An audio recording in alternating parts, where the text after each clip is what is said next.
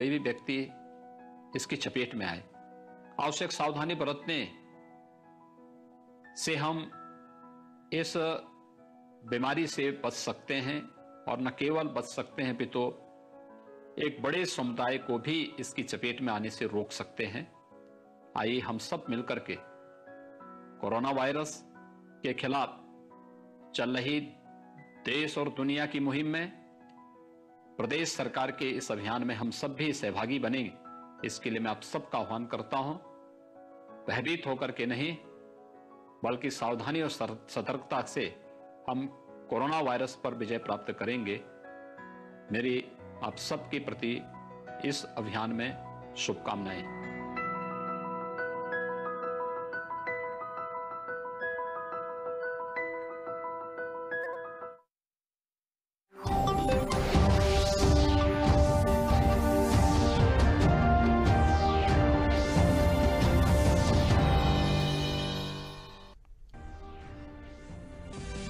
रियासती हुकूमत ने अवामी और निजी इमलाक नुकसान वसूली एक्ट मैनुअल 2020 के तहत लखनऊ और मेरठ में नुकसान दावा ट्रिब्यूनल की तश्कील की दी मंजूरी।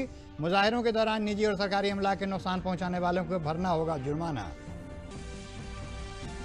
कानून साज असेंबली और कानून साज काउंसिल के शुरू होने वाले इजलास में सभी अराकीन असेंबली का होगा कोरोना टेस्ट। ऐवान में सोशल डिस्टेंसिंग का किया गया है इंतजाम। असेंबली सेक्रेटेरिएट मुलाजमीन का भी 20 लोग पाए गए कोरोना पॉजिटिव।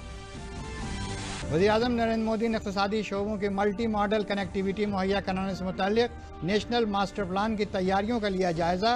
कहा पैदावार बढ़ाने और इक़्तिसादी तरक्की में ये प्लान होगा कामयाब।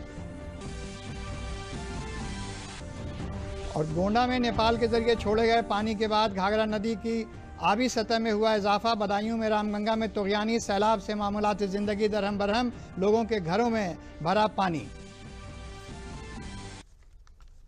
आदाब, खबरों के साथ हाजिर हूं मैं फरीद आरिफ सिद्दीकी और अब खबरें तफसील से। रियासती हुकूमत ने अवामी और निजी इमलाक नुकसान वसूली एक्ट मैनुअल 2020 के तहत लखनऊ और मेरठ में इमलाक नुकसान दावा ट्रिब्यूनल तश्कील दिए जाने की मंजूरी दे दी है। शहरियत तरमीमी कानून के बाद रियासत में मुख्तलिफ अजला में तशद्दुद के दौरान सरकारी व निजी इमलाक को नुकसान पहुँचाने वाले अनासिर से वसूली का अमल मुकम्मल किया जाएगा। ट्रिब्यूनल में पुलिस व निजी लोगों के ज़रिए की जा रही वसूली के दावे का तस्फिया किया जाएगा। इस ट्रिब्यूनल को सिविल कोर्ट के अफसर हासिल होंगे। लखनऊ में वाक़ ट्रिब्यूनल से 12 डिवीज़नों को जोड़ा गया है, जबकि 6 डिवीज़न मेरठ ट्रिब्यूनल से जोड़े गए हैं। लखनऊ डिवीज़न के दावा ट्रिब्यूनल के तहत झांसी, कानपुर, चित्रकूट धाम, लखनऊ, अयोध्या, देवी पाटन, प्रयागराज, आजमगढ़, बनारस, गोरखपुर, बस्ती और विंध्याचल धाम की अर्जियां कबूल की जाएंगी, जबकि मेरठ डिवीज़न ट्रिब्यूनल के तहत सहारनपुर, मेरठ, अलीगढ़, मुरादाबाद, बरेली और आगरा डिवीज़न के दावा अर्जियों का तस्फिया होगा। कोरोना वायरस के इन्फेक्शन के बढ़ते ख़तरे के दरमियान रियासत का असेंबली इजलास बेमिसाल होगा। इस दौरान कानून साज काउंसिल और कानून साज असेंबली के सभी अराकीन को कोरोना टेस्ट से गुजरना पड़ेगा। ऐवान में सभी अराकीन को सोशल डिस्टेंसिंग के तहत एक एक सीट छोड़कर बैठना होगा। 6 महीने के अंदर इजलास तलब करने की आईनी बंदिश के सबब असेंबली का इजलास मुनक़िद किया गया है। इस दौरान ऐवान के सिर्फ 3 मीटिंगें होंगी, जिसमें पहले दिन अनजहानी वज़ीर चेतन चौहान और कमल रानी वरुण को खराज अक़ीदत पेश किया जाएगा। इस दरमियान असेंबली स्पीकर हृदय नारायण दीक्षित के हुक्म के मुताबिक असेंबली सेक्रेटेरिएट में काम करने वाले 600 अफसरान और मुलाजमीन का कोरोना टेस्ट कराया गया, जिसमें से 20 लोग कोरोना पॉजिटिव पाए गए। इनमें से कुछ को होम क्वारंटाइन किया गया है, जबकि कुछ को अस्पताल भेजा गया है। असेंबली स्पीकर ऐवान के तहफ़्फ़ुज़ के सिलसिले में 19 अगस्त को सभी पार्टियों के लीडरान के साथ मीटिंग करेंगे। इस मीटिंग में वज़ीर आला योगी आदित्यनाथ भी शिरकत करेंगे। एडिशनल चीफ सेक्रेटरी दाखिला अवनीश अवस्थी ने कहा है कि वज़ीर आला की हिदायत के मुताबिक कोविड-19 की टेस्टिंग में इजाफे की कार्रवाई मुसलसल आगे बढ़ाने के अहकाम दिए गए हैं। उन्होंने कहा कि रियासत में 75 से 80 हज़ार रैपिड एंटीजन टेस्ट और 40 से 45 हज़ार RT-PCR तकनीक से रोज़ाना टेस्ट किए जाएँ।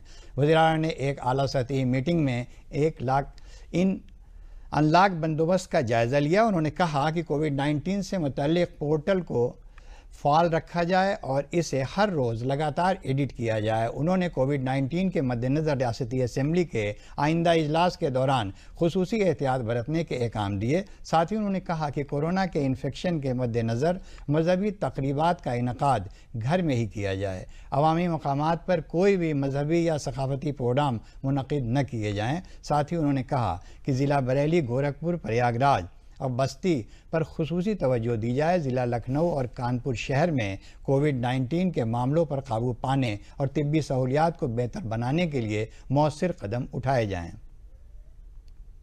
मुख्यमंत्री जी ने कोविड-19 की टेस्टिंग की वृद्धि के लिए निरंतर जो है उन्होंने बल दिया है और आपके संज्ञान में है कि अब पूरे देश में जो है कोविड टेस्टिंग उत्तर प्रदेश की सबसे अधिक संख्या में भी है और प्रतिदिन की मात्रा के आधार पर भी है और हम तमिलनाडु जैसे राज्य से भी आगे निकल गए हैं। माननीय मुख्यमंत्री जी ने अब टारगेट ये किया है कि टेस्टिंग को हमारे प्रदेश के साइज़ के हिसाब से और भी बढ़ाया जाए और प्रदेश में लगभग 75 से 80 हज़ार रैपिड एंटीजन टेस्ट किया जाए और 40 से 45 हज़ार RT-PCR जो गोल्ड स्टैंडर्ड है टेस्टिंग का उसको कराया जाए। तो ऐसे में इन दोनों को अगर मिला लें तो लगभग 1,25,000 के आसपास टेस्टिंग की व्यवस्था हो सकती है। इसका निर्देश आज उन्होंने दिया है।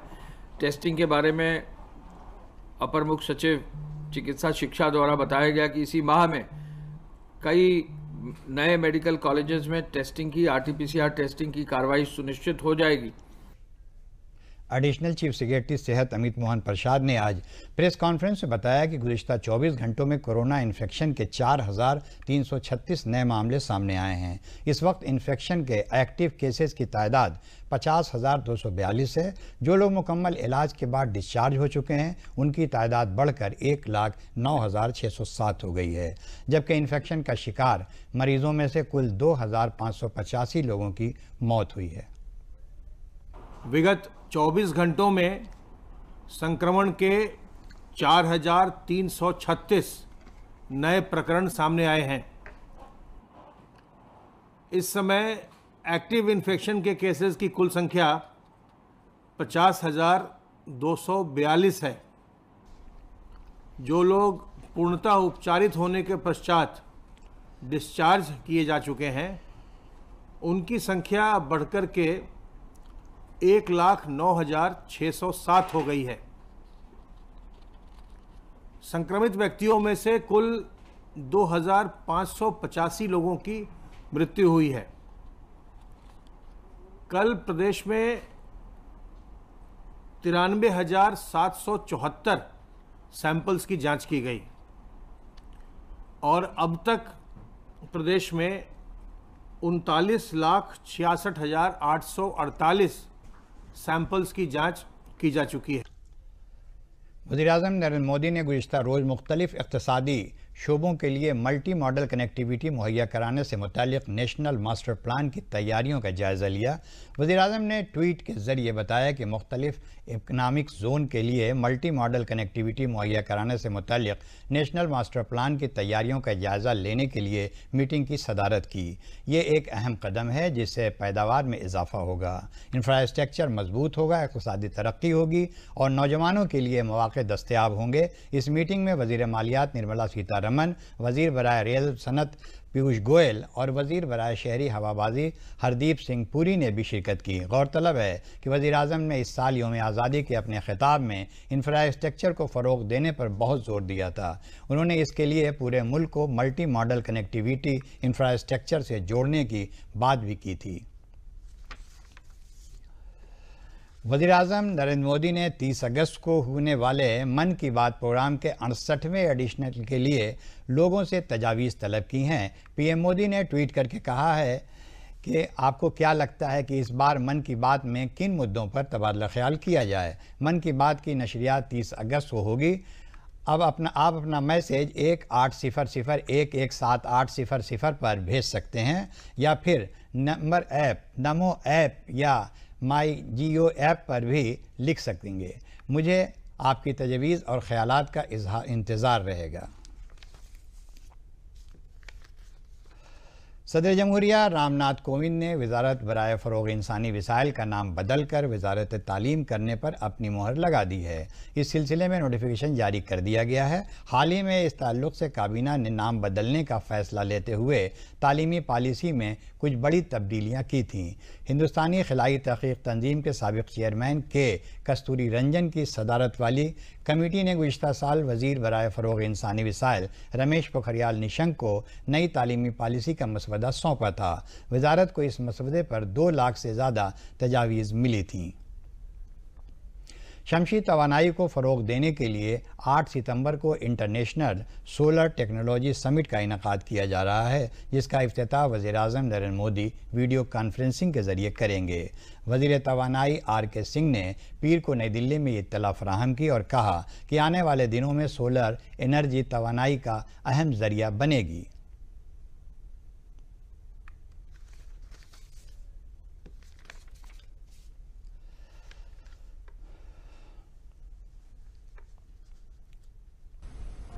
सौर ऊर्जा को दुनिया भर के देशों में बढ़ावा देने के लिए सोलर टेक्नोलॉजी समिट का आयोजन 8 सितंबर को किया गया है, जिसका वीडियो कॉन्फ्रेंसिंग के जरिए प्रधानमंत्री नरेंद्र मोदी उद्घाटन करेंगे। सम्मेलन में दुनिया भर के 87 देशों के प्रतिभागी, नोबेल विजेता, वैज्ञानिकों, अभियंताओं और ऊर्जा के क्षेत्र में काम करने वाली कंपनियां हिस्सा लेंगी। इसमें सौर ऊर्जा के क्षेत्र में आने वाली चुनौतियां और भविष्य में उसके बेहतर प्रसार पर चर्चा किए जाएंगे। साथ ही दुनिया के वंचित क्षेत्रों तक ऊर्जा पहुंचाने की संभावनाओं पर भी विचार किए जाने की संभावना है। ये जो 86-87 देश है, इन सभी लोगों का एक कॉन्फ्रेंस होगा वीडियो कॉन्फ्रेंसिंग के जरिए, जिसमें कि आज क्या टेक्नोलॉजी का पोजीशन स्टेटस है और किस तरफ टेक्नोलॉजी बढ़ रहा है, रिन्यूएबल एनर्जी का, विशेषकर सोलर का, और क्या चैलेंजेस आगे हैं और हम लोग का क्या ऑब्जेक्टिव होना चाहिए, दुनिया का क्या ऑब्जेक्टिव होना चाहिए। इन सभी विषयों पर विचार करेगी। उस समिट का उद्घाटन माननीय प्रधानमंत्री जी करेंगे। भारत सरकार के ऊर्जा मंत्री RK सिंह ने समिट की तैयारियों के सिलसिले में वीडियो कॉन्फ्रेंसिंग के जरिए अनेक देशों के साथ बातचीत की और कहा कि सौर ऊर्जा की कीमत इतनी कम हो गई है कि हम दुनिया भर के देशों में सौर ऊर्जा के जरिए बिजली पहुंचा सकते हैं, जो पर्यावरण को संतुलित करने में भी बेहद मददगार साबित होंगे। सौर ऊर्जा के चलन से कोयला और पेट्रोलियम पदार्थों के उपयोग में भी कमी आएगी, जो ग्रीन इलेक्ट्रिसिटी की दिशा में भी हमें आगे ले जाएगा। हम लोग का यह विजन है सोलर अलायंस में कि हम लोग हर एक चीज को इलेक्ट्रीफाई करें और इलेक्ट्रिसिटी को हम लोग ग्रीन करें। ग्रीन इलेक्ट्रिसिटी की बात हम लोग करते हैं, जहां पर कि बिजली बनाने के लिए आपको कोई चीज जलाने की जरूरत नहीं, कार्बन जलाने की जरूरत नहीं। ये ग्रीन इलेक्ट्रिसिटी हम बात कर रहे हैं। और ये जो हम इलेक्ट्रिसिटी, ग्रीन इलेक्ट्रिसिटी पैदा हम कर रहे हैं, उसी से हमारा मोबिलिटी भी हो।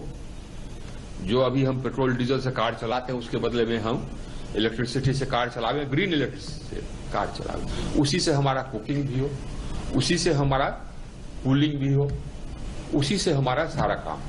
सोलर टेक्नोलॉजी समिट का आयोजन इंटरनेशनल सोलर अलायंस कर रहा है, जिसका अध्यक्ष भारत है, जबकि उपाध्यक्ष फ्रांस है। दुनिया के जिन क्षेत्रों में ऊर्जा के मामले में समृद्धि नहीं है, वहां तक ऊर्जा उपलब्ध कराना संस्था का उद्देश्य है, जिसकी अगुवाई भारत कर रहा है। साफ है कि आने वाले दिनों में सौर ऊर्जा एक मजबूत विकल्प के रूप में स्थापित हो सकते हैं। इसरो और बेंगलुरु के हिंदुस्तानी साइंस इदारे के साइंसदानों ने चांद की सतह पर ईंट बनाने के लिए मुस्तकिल अमल तैयार किया है, जो खिलाई शोबे में एक इंतहाई अहम कदम है। इस अमल के तहत चांद की मिट्टी, बैक्टीरिया और ग्वार बीन्स का इस्तेमाल करके ईंटें बनाई जाएंगी। तैयार किए गए इस अमल में यूरिया का भी इस्तेमाल किया गया है, क्योंकि सीमेंट के बजाय यहाँ ग्वार बीन्स का इस्तेमाल किया जाता है, इसलिए कि कार्बन फुटप्रिंट कम होगा। बैक्टीरिया को आगे किसी भी शक्ल में ईंट के क्रिस्टलाइजेशन के लिए छोड़ा जाता है। दरअसल ज़मीन से वहाँ ईंटों को भेजना मुफीद साबित नहीं है, क्योंकि 1 पाउंड की तामीरी अशिया के ट्रांसपोर्टेशन में 7.5 लाख रुपए खर्च होते हैं। अयोध्या में राम मंदिर भूमि पूजन के बाद राम जन्मभूमि से तकरीबन 25 किलोमीटर के फासले पर लखनऊ हाईवे पर अब सुन्नी सेंट्रल वक्फ बोर्ड ने भी मस्जिद की तामीर में अपने किरदार को सरगर्म करना शुरू कर दिया है। पीर को सुन्नी सेंट्रल वक्फ बोर्ड की 3 रुकनी टीम ने सोहावल तहसील हलके में वाक़ धुन्नीपुर गांव पहुंचकर सुप्रीम कोर्ट के हुक्म पर अमल दरामद करते हुए 5 एकड़ ज़मीन के हदबंदी कराने के साथ ही मार्किंग भी करवाई। सुन्नी वक्फ बोर्ड के ज़रिए जल्द ही अपनी 5 एकड़ ज़मीन पर तामीर शुरू की जाएगी।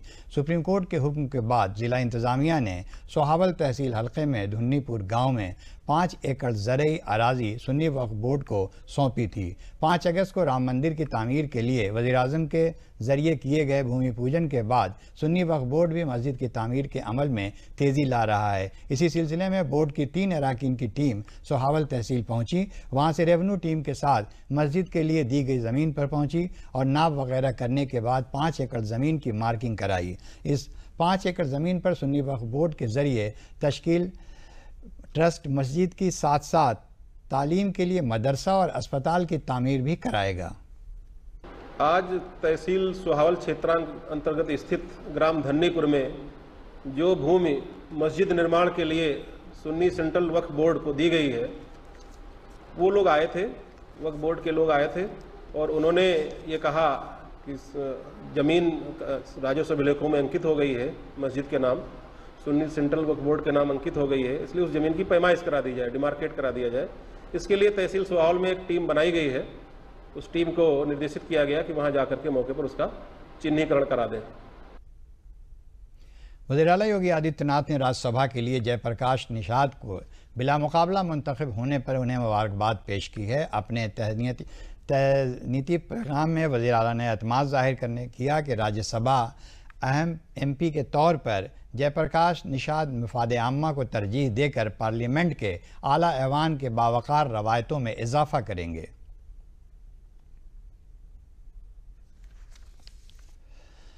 नेपाल के बहराइच से छोड़े गए पानी के बाद घाघरा नदी की आबी सतह में इजाफा हो गया है, जिससे घाघरा नदी में तुग़यानी है। घाघरा नदी में इन दिनों आबी सतह बढ़ने के सबब करनैलगंज और तहसीली हलकों में सैलाब जैसे हालात हैं। करनैलगंज के निकहरी गांव और उसके आसपास के कई मजरों में सैलाब का पानी भर जाने से कई घर ज़ेरे आब आ गए हैं और वहां रहने वाले लोग, उनके मवेशी इससे शदीद तौर पर मुतासिर हैं। गांव में सैलाब का पानी भरने से न सिर्फ देही बाशिंदों पर सैलाब का ख़तरा बढ़ गया है, बल्कि उनके हज़ारों एकड़ फसल भी सैलाब की जद में आने से बर्बाद हो गई है। तकरीबन 2000 की आबादी सैलाब से मुतासिर है। मुतासरा इलाकों में लोगों की आमद और रफ्त के लिए ज़िला इंतज़ामिया के ज़रिए नाव का इंतजाम कराया गया है। सब बर्बाद होगा। क्या क्या फसल बोए थे? फसल गन्ना है, धान है। आप लोग कहाँ रहते हैं?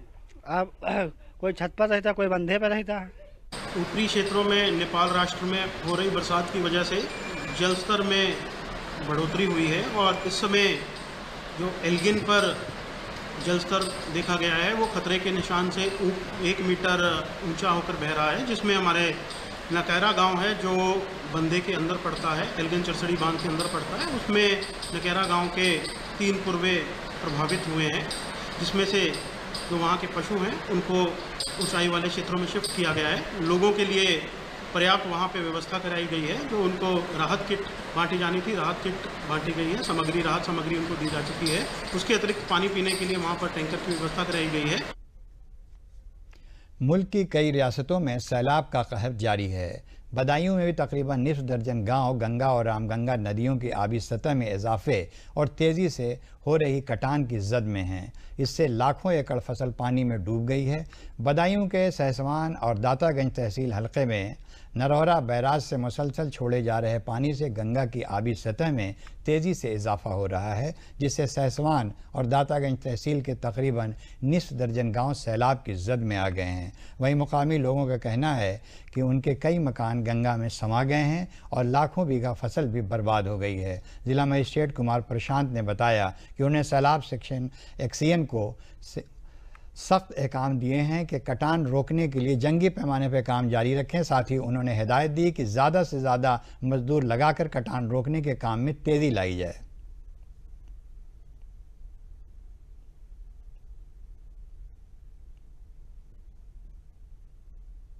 घर साहब ये शुरुआत वही यहाँ से घर कटना है, इसमें बाकी है ही क्या। कितने दिन से पानी बढ़ा? ये पानी बढ़े हुए हो गए करीब महीने भर से पानी बढ़ रहा है। कटान जो किया, कटान हुआ है परसों से। कितना घर कट चुका है? घर 2 कट गए। कितना नुकसान हुआ होगा? नुकसान तो साहब नुकसान है, सारी ईंट चली गई और जो है सारा घर से घर थोड़ा बहुत सामान निकालना वो चला गया इसमें सब। सर 10 दिन से कम पानी बढ़ रहा है जी, और कम से कम 15 मीटर से इधर घर था, वहाँ से सब कटा कर दिए हैं, काट दिया। क्या क्या नुकसान हुआ? कमरे सारे कमरे चले गए सोनों के, हमारा भी घर चला गया उधर चीज़। हमारी जो गंगा के किनारे बाढ़ चौकियाँ बनी थी उनको अलर्ट कर दिया गया है। एक गांव जटा जो था जहाँ पे पानी भर गया था 2-3 दिन पहले, वो ऐसा हुआ था कि नरोरा बांध से करीब 1,37,000 क्यूसेक पानी छोड़ा गया था। तो वाटर लेवल सडनली इंक्रीज़ किया, बट अब फॉर्चुनेटली वाटर लेवल डिक्रीज कर गया है। तो जो संपर्क मार्ग पहले जो कटा हुआ था अब फिर संपर्क मार्ग दिखने लगा है। हमारे जो SDM हैं, ADM हैं, वो मौके पे जाके गए भी थे। राजस्व विभाग के हमारे जो कर्मी हैं वो भी वहाँ पे लगे हुए थे। किसी को कोई किसी प्रकार की परेशानी नहीं है। गांव अभी इंटैक्ट हैं, गांव में भी कोई समस्या नहीं है, और अगर भविष्य में ऐसी कोई समस्या आएगी तो हम उसके लिए तैयार हैं। हमारा यही पूरा ये प्रयास रहेगा कि गाँव वालों को किसी भी प्रकार की परेशानी हो। स्टेट बैंक ऑफ इंडिया ने कोरोना की वबा के दौर में घर से न निकलने वाले बुजुर्गों के लिए घर के पास ही नकद रकम मुहैया कराने की सहूलत फराहम कराई है। SBI के chief general manager Ajay Kumar Khanna ने बताया कि यह सहूलत ख़ास तौर पर लखनऊ और उसके आसपास के इलाकों के लिए है, जिसमें आपके मांग पर ATM के ज़रिए अदायगी की सहूलत सार्फिन को मिलेगी। इसके तहत अकाउंट होल्डर 7052291191 पर और 7760529264 इन नंबरों पर मिस कॉल देकर या अपना पैगाम, नाम और सोसाइटी का पता भेजकर इस सहूलत का फ़ायदा उठा सकते हैं। ये सर्विस आज से शुरू हो गई है। बैंक के जरिए शुरू की गई इस सर्विस की बुजुर्गों ने सताइश की, क्योंकि इस कोरोना टाइम में पैसा निकालने के लिए घर से बाहर निकलना पड़ता है।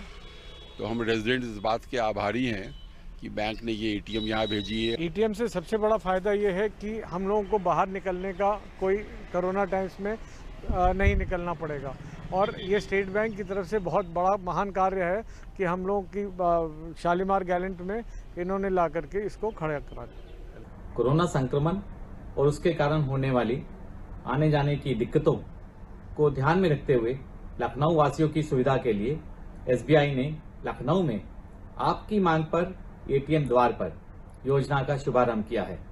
यदि आपके निवास स्थान या कार्यालय के आसपास ATM नहीं है तो आप WhatsApp नंबर 7760529264, आई रिपीट 7760529264 या 7052911911 पर अपना नाम और सोसाइटी, कॉलोनी या ऑफिस की डिटेल्स भेजकर मोबाइल ATM की सुविधा का लाभ उठा सकते हैं। जिला शाहजहांपुर में कोरोना की वबा के दौरान वज़ीर-ए-आज़म किसान एजाज़ फंड स्कीम के तहत मुसलसल किस्त मिलने से छोटे और सरहदी किसानों को काफ़ी सहूलत हो रही है। ज़िला इंतज़ामिया ने अब तक 3,97,000 किसानों के अकाउंट में पैसा भेज दिया है। वहीं कुछ किसानों के गलत फार्मों की तस्दीक किए उनके अकाउंट में भी जल्द रकम पहुंचने का काम किया जा रहा है।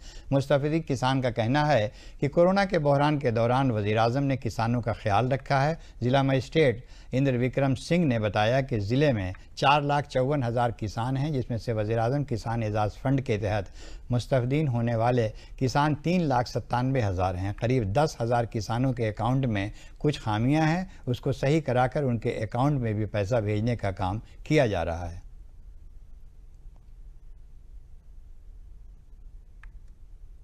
किसान सम्मान निधि जो अभी माननीय प्रधानमंत्री जी के द्वारा जारी की गई है, उसमें हमारे जनपद के लाभान्वित होने वाले किसानों की संख्या 3,97,000 है। करीब 10,000 के आसपास ऐसे किसान अभी भी रह गए हैं जिनका सत्यापन नहीं हो पाया, उनके अभिलेखों का, उनके बैंक अकाउंट नंबर इत्यादि या जो औपचारिकताएं हैं उनमें कोई कमियां रह गई हैं, तो उसका सुधार भी किया जा रहा है। तो आने वाले समय में ये 3,97,000 की संख्या बढ़कर 4 लाख से 4,10,000 के मध्य हो जाएगी। और इस तरीके से हमारे जनपद में ये मैक्सिमम आच्छादन है कृषकों का। कुल कृषकों में से जितने भी पात्र कृषक हैं उन सबको इस निधि से लाभान्वित किया जा चुका है। प्रधानमंत्री ऐसे हैं कि ऐसा कोई प्रधानमंत्री नहीं हो, और हमें ज़्यादा 3 महीना में 2,000 रुपया मिल जाते हैं। वो आउट हैं हमारे, जिससे हमारा खर्चा चलती है, जेब खर्चा चलती है, हमें 6000 रुपया मिलिए जाते हैं साल। जैसा प्रधानमंत्री बहुत बढ़िया है। अब जो मिल जात 2000 है तो हमारा धंधा चलते है। हाँ, अब खेती पाती है ऐसे है। अब थोड़ा है अपन धंधा को हम खाद है पानी हम चलते है अपन और का रोजगार में और का मदद हमारी करते हैं ऐसे। प्रधानमंत्री ने जो पैसे डाले तो हमको 6 किस्त मिल चुकी है। अभी आखिरी किस्त मिली है 5-6 दिन पहले मिल चुकी है। तो प्रधान जी को धन्यवाद है। बहुत बढ़िया प्रधानमंत्री हैं जो कि सब काश्तकारों को पैसा आ रहे हैं। ऐसा प्रधानमंत्री होना ही चाहिए जो कि खाद बीज पे पैसे ना हो तो काश्तकारी में खाद बीज को पैसे मिल जाते हैं, तो उनसे हम अपने खाद बीज ले लेते, डीजल भी लगा लेते हैं। तो धन्यवाद है। प्रधानमंत्री हो तो ऐसे ही हो, प्रधानमंत्री ऐसे ही हों। हुकूमत उत्तर प्रदेश की अक़लियती बहबूद और मुस्लिम वक्फ व हज के वज़ीर नंद गोपाल गुप्ता नंदी ने यूपी मदरसा बोर्ड इम्तहान 2020 के आलिम फाजिल मौलवी इम्तहानात में नुमाया कामयाबी हासिल करने वाले तुलबा को एजाज़ से नवाजा। उन्होंने तुलबा के घर जाकर सभी को मुकुट पहनाकर और शाल ओढ़ाकर और उनके हौसला अफजा रकम देकर एजाज़ से नवाजा। इस मौके पर उन्होंने कहा कि हमारे लिए तरगीब का ज़रिया मुल्क के वज़ीर-ए-आज़म नरेंद्र मोदी है। इसमें मुल्क में रहने वाले 130 करोड़ लोगों के लिए सबका साथ, सबका विकास और सबका विश्वास ही हमारा मकसद है। वज़ीर आला रियासत में रहने वाले 23 करोड़ लोग कैसे खुशहाल रहें और कैसे हमारे बच्चे आगे बढ़ें, इसके लिए हमेशा कोशां रहते हैं। हमें ज़ात व मज़हब से ऊपर उठकर आगे बढ़ना है। उन्होंने कहा कि यूपी बोर्ड, CBSE बोर्ड और ICSE बोर्ड के तुलबा को एजाज़ से नवाजा गया तो मदरसा बोर्ड के ज़हीन तुलबा को भी एजाज़ से नवाजा गया। इस मौके पर एजाज़ से नवाजी गई तालबात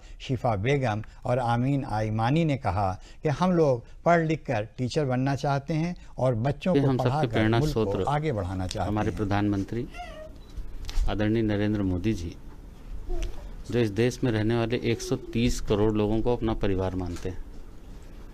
सबका साथ, सबका विकास और सबका विश्वास सिर्फ नहीं ये नारा, ये है उद्देश्य हमारा।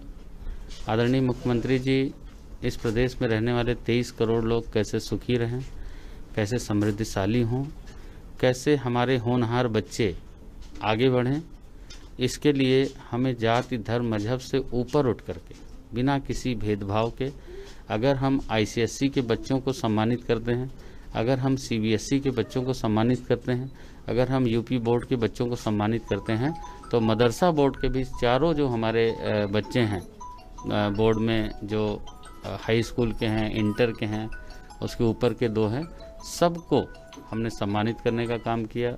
आज मैं बहुत खुश हूँ पास होके, क्योंकि माननीय मंत्री जी मेरे घर आए और मेरा हौसला बुलंद किए, इसलिए मुझे बहुत खुशी हुई। मैं उनकी बहुत शुक्रगुजार हूँ कि वो मेरे घर आए और मुझे सम्मानित किए। इसमें मेरे पिताजी का बहुत बड़ा योगदान है। वो फ़ारसी के बहुत बड़े जानकार भी हैं। उन्होंने हर कदम पे मुझे पढ़ना सिखाया, इसलिए मैं इस कामयाबी में सबसे आगे हूँ और मैं आगे भी चाहती हूँ कि बच्चों का भविष्य बनाऊँ और उनको कामयाबी दूँ। मैंने जामिया से आलिम की परीक्षा पास की है, उसमें 9वां स्थान प्राप्त किया है। आज मंत्री जी द्वारा सम्मानित किए जाने की मुझे बहुत खुशी है। मैं टीचर बनना चाहती हूँ और देश के बच्चे को पढ़ाकर उनको आगे ले जाना चाहती हूँ। हुकूमत हिंद की वजारत बराए खेल और नौजवानी उमूर फिट इंडिया मूवमेंट के तहत एक नई पहल करने की स्कीम बनाई है, जिसका नाम फिट इंडिया फ्रीडम रन रखा गया है, जो 15 अगस्त से शुरू होकर 2 अक्टूबर 2020 से चलेगा। सोशल डिस्टेंसिंग में अमल दरामद करते हुए ख़ुद को फिट रखने के लिए एक फ्रीडम रन का मंसूबा बनाया गया है। इस पहल को कामयाब बनाने के लिए सभी रेलवे मुलाजमीन और उनके कुंबे को ख़ुद को फिट रखने के लिए मूवमेंट में हिस्सा लेने की तरगीब दी जाएगी। ज़्यादा से ज़्यादा लोगों की शराकत के लिए उन्हें बेदार किया जाएगा और डिवीज़नल व जोनल रेल के खेल तंजीमों को भी इससे जोड़ा जाएगा। लोगों को सफाई के लिए बेदार करने, बढ़ती आलूदगी और ख़त्म होती हरियाली को लेकर शहर के नौजवानों ने शहर में बनी दीवारों पर वॉल पेंटिंग करके आवाम को बेदार करने का काबिल सताइश फ़ैसला लिया है। शहर के रोडवेज़ बस स्टेशन पर तहरीर, स्लोगन धरती माँ एक मंदिर है नहीं है, ये कूड़ेदान लोगों के तवज्जो का मरकज़ बना हुआ है। अभी इस माहौलियात बचाओ क्लब में 19 मावनीन हैं, जिनमें ज़्यादातर तलबा और तालबात हैं। उनके इस काम की तरगीब तब मिली जब मुल्क की क़यादत के ज़रिए अपील की गई कि शहरी भी अपनी ज़िम्मेदारियाँ निभाएं और शहर, रियासत और मुल्क की तरक्की में ताउन दें। अभी ये तंजीम शहर के मुख्तलिफ़ इलाक़ों की दीवारों पर सेवार्थ, सेवा ट्री, सेवा इन्वायरमेंट के स्लोगन वाली पेंटिंग बनाकर अवामी बेदारी का पैगाम दे रही है। ये पेंटिंग का कार्यक्रम बेसिकली इसलिए किया जा रहा है, हम सब लोग जानते हैं। इसी के साथ अहम खबरें एक बार फिर। कहते हम सब लोग पॉइंट आउट करते हैं। रियासती हुकूमत ने अवामी और निजी अमलाक नुकसान वसूली एक्शन मैनुअल 2020 के तहत लखनऊ और मेरठ में नुकसान दावा ट्रिब्यूनल की तश्कील की दी मंजूरी। मुजाहिरों के दौरान निजी और सरकारी अमलाक को नुकसान पहुँचाने वालों को कानून साज असम्बली और कानून साज काउंसिल के शुरू होने वाले इजलास में सभी अरकान असम्बली का होगा कोरोना टेस्ट। ऐवान में सोशल डिस्टेंसिंग का किया गया है इंतजाम। असम्बली सेक्रेटेरिएट मुलाजमीन का भी हुआ टेस्ट। वज़ीर-ए-आज़म नरेंद्र मोदी ने इक़्तिसादी शोबों को मल्टी मॉडल कनेक्टिविटी मुहैया कराने से मुतालिक नेशनल मास्टर प्लान की तैयारियों का लिया जायज़ा। कहा, पैदावार बढ़ाने और इक़्तिसादी तरक्की में ये प्लान होगा कामयाब। गोंडा में नेपाल के जरिए छोड़े गए पानी के बाद घाघरा नदी के आबी सतह में हुआ इजाफा। बदायूं में रामगंगा में तुग़यानी सैलाब से मामूलाती ज़िंदगी दरहम बरहम, लोगों के घरों में भरा पानी। इसी के साथ खबरों का ये बुलेटिन ख़त्म हुआ। इजाज़त दीजिए, आदाब।